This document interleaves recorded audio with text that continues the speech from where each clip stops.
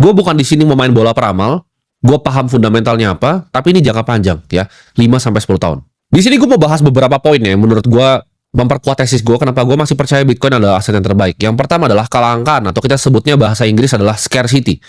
Bitcoin ini adalah kelangkaan yang diprogram secara matematis ya. Beda seperti emas. Emas itu masih bisa ditambang lagi, uang kertas itu masih bisa dicetak, bahkan saham itu masih bisa dibuat lagi.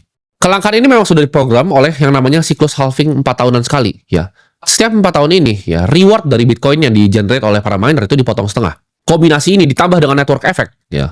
Jadi Bitcoin itu makin banyak yang pakai, makin kuat networknya. Makin banyak yang pakai, makin banyak orang yang running node-nya juga. Makin banyak orang yang pakai, makin banyak miner yang bermunculan. Ini membuat Bitcoin itu menjadi aset yang gue sebutnya unik di sini ya. Jadi ini banyak digunakan sama para konglomerat ataupun pemimpin dunia. Poin kedua yang penting selain kelangkaan, ya kita semua tahu Bitcoin adalah aset yang langka. Tapi poin penting kedua adalah desentralisasi. Ya, ini akan menjadi titik krusial dan penting ketika dunia itu sudah berubah jadi yang gue sebutnya serba digital.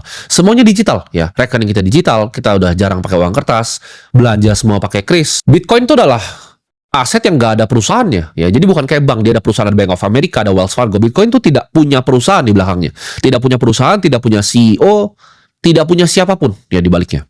Itu jaringan desentralisasi yang bahkan pemerintah Cina pun, pemerintah India pun nggak bisa stop, atau pemerintahan manapun di dunia itu nggak bisa stop. Teknologi yang tidak pernah bisa dibendung.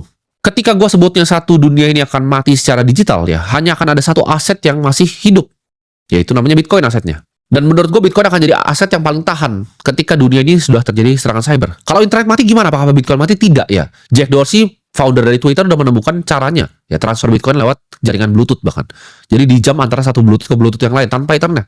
Dan yang ketiga itu adalah waktu ya. Jadi waktu itu selalu akan jadi hakim yang paling adil. 2013 Bitcoin itu bahan bencana. Ketika gue pertama kali beli tahun 2015, itu dibilang ini tulip mania. 2020 narasinya sudah berubah ketika Michael Saylor masuk, itu jadi emas digital. Dan di 2025 ini udah jadi strategic reserve di berbagai negara teman-teman ya. El Salvador, kita lihat juga di Bhutan itu jadi reserve negaranya. Negara adidaya seperti US, dan banyak akan negara-negara yang ikut. Bentar lagi paling Saudi juga udah masukin di salah satu asetnya. Bitcoin itu akan jadi bahtera ya, ketika banjir yang besar itu akan datang. Ini akan jadi tempat di mana orang-orang akan bisa berlindung.